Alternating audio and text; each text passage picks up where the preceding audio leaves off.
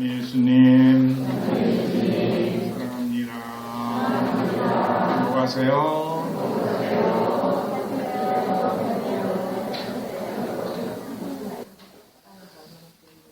한 주간 평안하셨습니까? 네. 엊그제 밤과 낮의 길이가 같은 추분이 지났고 이제는 가을빛이 온통 우리 주변에 역력한 것 같습니다. 들판의 곡식들이 누렇게 익어서 추수를 기다리고 있습니다. 그런 자연의 모습을 보면서 저렇게 잠깐 살다 가는 것들도 자라서 열매를 맺고 그리고 추수가 되는데 어떻게 열매를 맺느냐에 따라서 들어가야 되는 곳이 다르겠죠. 하물며 우리 인간은 어떨까? 80년, 90년 오랜 시간을 살다가 이 삶이 끝나면 누구나 예외 없이 어디론가 떠나가야 되는데 우리가 추수되어질 곳은 어딜까? 그것을 한번 생각해 보게 됩니다. 마태복음 25장에서는 최후의 심판에 대한 이야기를 들려주면서 양과 염소에 비유해서 양편으로 갈라서 어떤 사람들은 하나님의 축복을 받은 사람들로 영원한 생명을 얻어 누리게 될 것이고 또 어떤 사람들은 영원히 벌받는 곳으로 쫓겨나게 될 것이라는 이야기를 들려줍니다. 그런데 그 기준이 뭔가 하는 것을 묻게 되면 너희 가운데 가장 보잘것없는 사람 하나에게 해준 것이 바로 나에게 해준 것이다.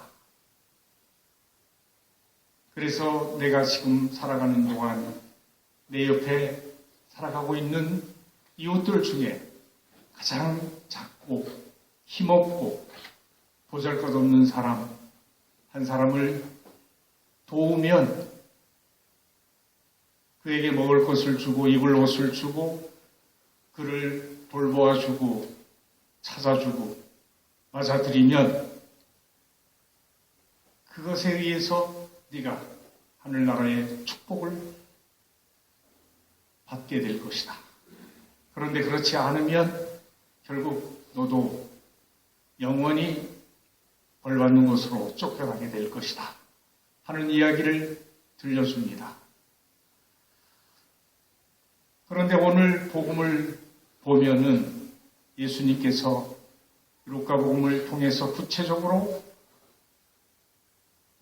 내 옆에 있는 그 가장 보잘것없는 사람이 얼마만큼 소중한지를 더 분명하게 지적해주고 있습니다. 어떤 부자가 살았습니다. 자주색 옷과 고운 아마포 옷을 입고 날마다 즐겁고 호화롭게 살았다. 이렇게 이야기합니다. 좋은 옷 입고 잘 먹고 그리고 호화롭게 잘 사는 것 그것을 나쁘다고 탓하지 않습니다. 그 다음 이야기가 문제죠. 그 집 대문 앞에는 라자로라는 가난한 이가 종기투성이의 몸으로 누워 있었다고 합니다. 그런데 그는 부자의 식탁에서 떨어지는 것으로 배를 채우기를 간절히 바랐습니다. 그러나 개들까지 와서 그의 종기를 핥았다고 했습니다. 얼마나 비참한 지경인지를 그렇게 짧게 전해주고 있습니다. 그러다가 두 사람 다 죽게 되죠. 가난한 이가 죽자 천사들이 그를 아브라함 곁으로 데려갔다. 그리고 부자도 죽어서 묻혔다. 그런데 부자는 그 자기 집 문간에서 구걸하던 라자로가 간 천국으로 들어가지 못했고 저승에서 고통을 받으며 눈을 뜨니 멀리 아브라함과 그의 곁에 라자로가 보였다. 그래서 그가 소리를 질러 말하였다. 아브라함 할아버지, 자비를 베풀어 주십시오. 라자로를 보내시어 그 손가락 끝에 물을 찍어 제 혀를 식히게 해 주십시오. 제가 이 불길 속에서 고초를 겪고 있습니다. 얼마만큼 고통스러운 상황인지를 이렇게 전해주고 계십니다. 그런데 아브라함이 들려주는 이야기는 얘야, 너는 살아있는 동안 좋은 것을 받았고 라자로는 나쁜 것을 받았음을 기억해라. 그래서 라자로는 여기서 위로를 받고 너는 고초를 겪는다. 마치 무엇과 같습니까? 이 세상에 사는 동안 낮이 있으면 밤이 있듯이 뭔가 불공평한 것 같지만 최종적으로 보게 되면 세상은 어찌 보면 공평할 수 있다는 이야기도 되겠습니다. 그렇게 고통받던 라자로는 여기에서 위로를 받고 너는 고초를 겪는 것이다.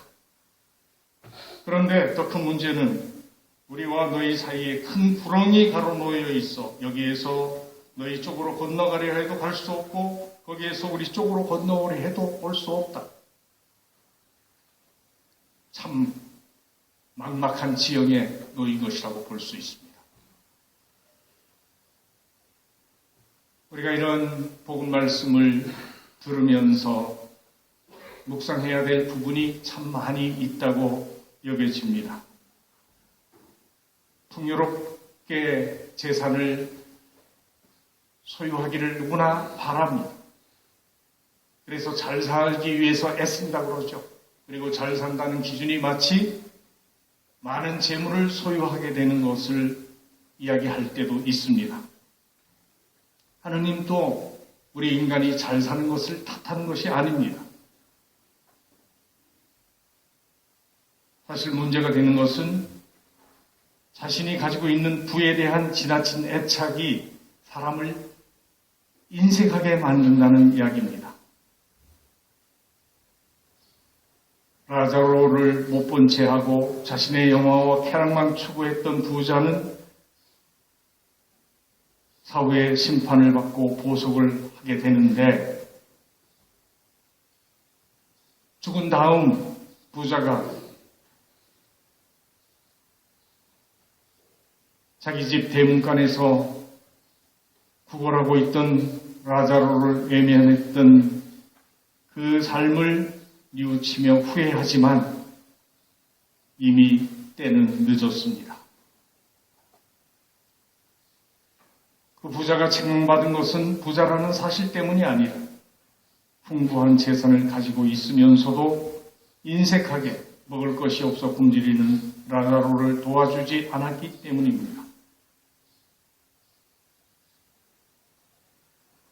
그래서 오늘 복음은 많이 가진 사람들에게 경종을 울려주고 있습니다. 그것은 단지 부자 한 사람만의 문제가 아닙니다. 그 사회와 국가가 멸망의 길로 가고 있다는 것도 이야기해 줍니다. 이것을 제1독서에서 아모스 예언자가 전해줍니다. 아모스 예언자는 이스라엘이 이미 마지막 길을 걷고 있다고 경고합니다. 그리고 멸망의 길은 되돌릴 수가 없었습니다. 아무리 경고를 해도 사람들은 듣지 않았기 때문입니다.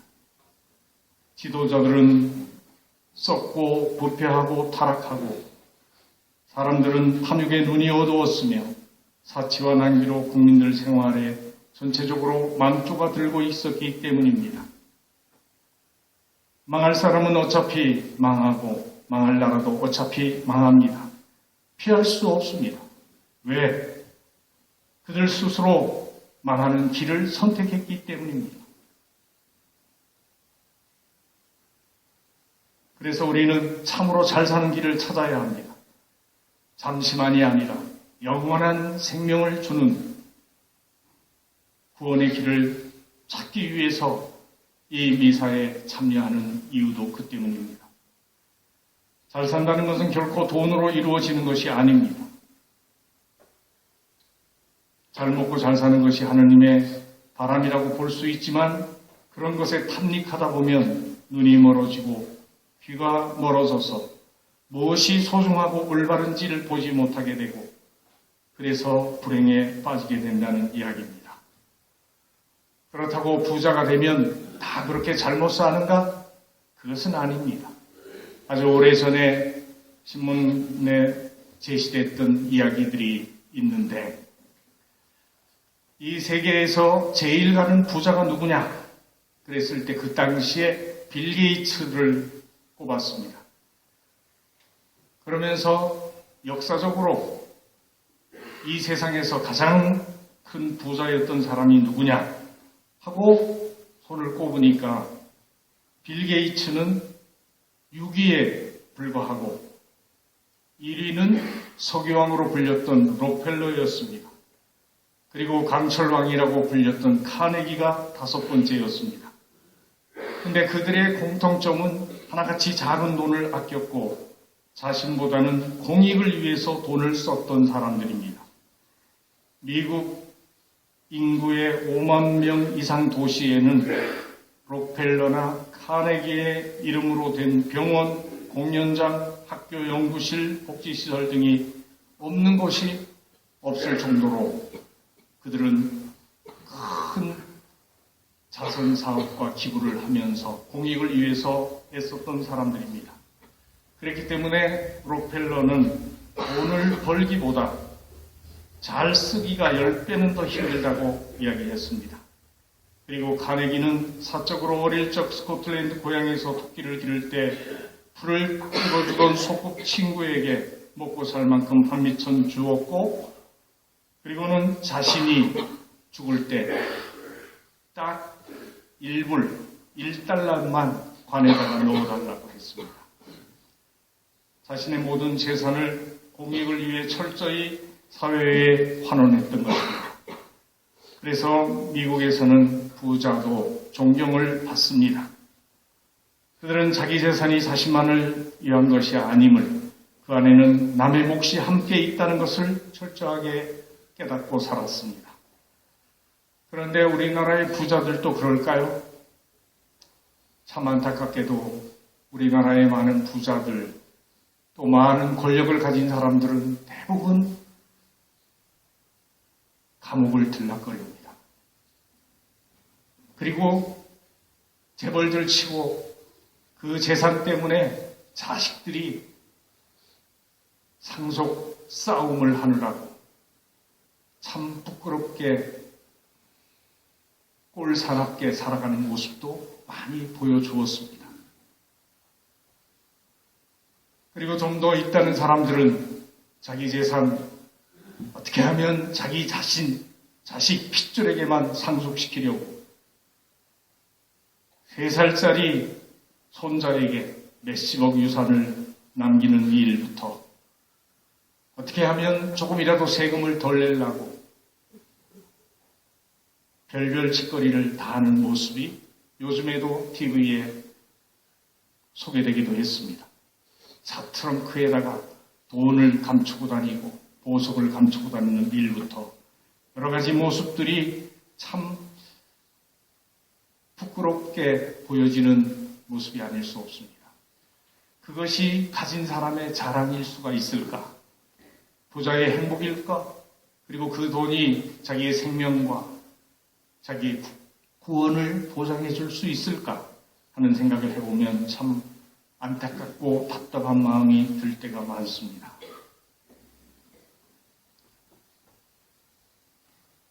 세금을 줄여준다고 해서 예산을 줄이다 보니 무슨 일부터 생겨나는지 아십니까? 요양원이나 복지기관들이 벌써 운영난에 봉착했다고 이야기를 합니다. 왜? 돈이 부족하니까 먼저 줄여야 되는 것이 복지 예산이었죠. 그래서 노인들이나 아동들 또 사회적 약자들에게 돌아가는 복지 혜택을 줄이다 보니까 벌써 그런 문제가 생겨나고 있습니다. 우리 교구에서 운영하는 사회복지기관 시설이 한 60여 개가 넘는데 이 제천 지역에도 몇 개나 됩니다. 그런데 복지관 신부님이 엊그제 찾아왔어요. 바자회 티켓을 가지고 왔어요. 전에는 안 그랬는데 갑자기 많은 예산을 줄여서 너무 어렵습니다. 다 기관들이 몇 개가 되는데 어렵다는 이야기야.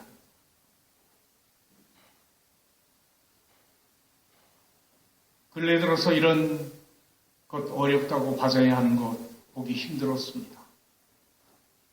그런데 이런 문제들이 생겨나는 것을 보면서 참 답답하고 안타까운 마음이 들었습니다. 물욕은 인간을 비인간화시키는 무서운 힘을 지니고 있습니다. 예수님의 제자였던 유다스도 30은전 때문에 스승을 팔아넘겼고 아버지가 보험금을 노리고 아들을 다치게 하는 일도 있고 유산을 탐낸 아들이 아버지나 어머니를 죽이는 일도 벌어지는 세상입니다.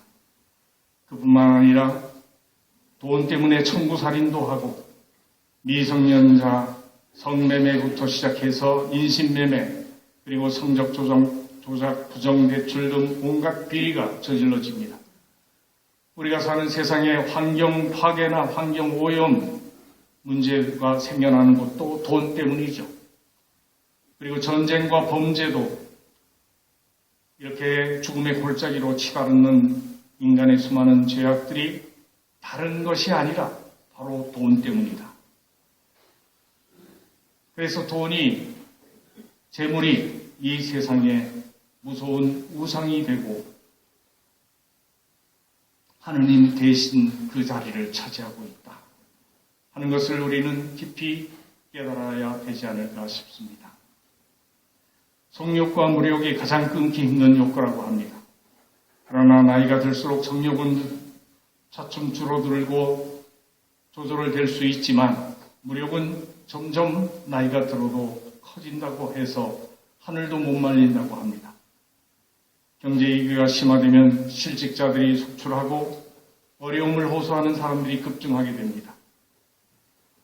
가진 사람들이 참으로 고통을 분담하려는 자세로 자신의 것을 내놓지 않으면 사회는 걷잡을 수 없는 파국으로 치달을 수 있다는 것을 우리는 명심해야 합니다. 오늘 교황님께서 이 주일을 이민자들, 난민들을 위해서 특별히 기도하며 지내라고 당부했습니다. 갈 데가 없는 사람들이죠. 자기 나라, 이 지구의 모든 사람이 평이 동등하게, 평등하게 똑같은 권리를 가지고 살아갈 수 있어야 되는데 전쟁으로, 내란으로 여러 가지 이유로 자기 나라 땅에 살 수가 없어서 내쫓겨서 이리저리 또 돌아다녀야 되는 그런 난민들, 그리고 자기 땅에 살지 못하고 다른 나라로 가서 눈치 보면서 서럽게 살아야 되는 이주민들 많이 있습니다. 하지만 내 사는 게 급급하고 바쁘다 보면 그런 사람들에게 눈길 한번 주기도, 관심만 갖기도, 또 좀 더 나누기도 어렵습니다. 그래서 오늘 우리는 한번 내 삶을 돌아보면서 나는 하느님 나라에 추수되어 갔을 때 어떤 곳간에 들어갈 수 있도록 준비된 삶을 살고 있는지를 성찰해 보아야 되지 않나 싶습니다. 적어도 그러려면 어쩌다 한번 이례적으로 베푸는 자선이 아니라 정말 우리들 마음속에 내 삶의 자리에 내 수입에 다만 0.1%라도 어려운 사람과 나누려고 하는 마음이 있는지. 그래서 옛날 우리 신자들은 무슨 운동을 했습니까? 성미운동을 했습니다. 밥을 지을 때마다 쌀 한 숟가락씩을 항아리를 마련해 놓고 떠 넣었죠. 사실은 그런 정성과 그런 마음이 중요하다고 생각합니다. 내가 이만큼 드릴 수 있을 때 남을 위해서 작은 한 숟가락 쌀이라도 나눌 수 있는 마음을 갖게 된다면 그것은 우리의 삶을 이 세상에서나 저 세상에서나 부끄럽지 않고 참 행복하게 만들어주기 때문입니다. 그럴 수 있는 우리들의 마음가짐이 있다면 세상은 조금 더 밝아질 수 있지 않나 생각합니다. 우리가 그러는 이유는 이 세상을 혼자 살 수 없기 때문입니다. 이 하소천변에 물을 보니까 가을이 되면서 물빛이 참 맑아졌습니다. 맑기 때문에 그 산책로를 걸어가면서도 그 물 속에 다니는 고기들이 잘 보입니다. 그런데 그 고기들도 혼자 다니는 물고기가 별로 없어요. 거의 다 떼를 지어서 이렇게 움직이면서 그래야 자기들을 지킬 수 있고 살 수 있다는 것을 보여주었습니다. 그런 하찮은 물고기들도 함께 살아갈 줄 아는데 우리가 힘없다고 병들었다고 늙었다고 약하다고 외면하고 무시하고 천대하면 되겠습니까? 손잡고 함께 갈 수 있는 세상이 올 때 모두가 웃을 수 있을 것이고 그런 웃음소리가 들릴 때 하느님께서도 우리를 보고 활짝 웃으시면서 마지막 때 우리를 당신 나라에 맞아들여 주실 것이라 믿습니다. 그런 복된 삶을 살아갈 수 있도록 우리의 마음을 열어주시고 빗장을 풀게 해주시도록 주님께 청하면서 정성된 마음으로 미사를 봉헌하도록 합시다. 잠깐 묵상하시겠습니다.